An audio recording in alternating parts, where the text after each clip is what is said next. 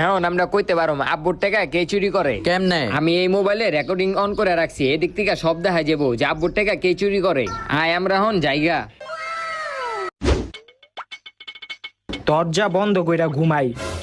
যেদিন এই দরজা খোলা রাখছি ওই দিনই আমার টাকাটি গায়েব হয়ে গেছে। আজকে দরজা বন্ধ কইরা লাইছি, কেউ আর ঘরের ভিতরে ঢুকতে পারবো না।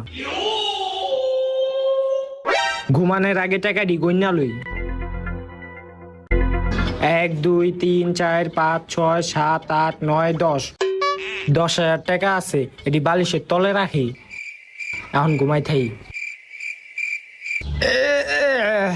সকাল 8টা বাজে আছে, এখন আমার টাকাটি দেখি। হ্যাঁ হ্যাঁ, আমার টাকাটি কো? কেটা নিল আমার টাকা? দরজা কেউ খোলে নাই তো? দরজা তো ঠিকই লাগাই না আছে, তাইলে আমার টাকাটি কে নিয়ে গেল গা? মনে হয় এই ঘরে ভূত থাকে।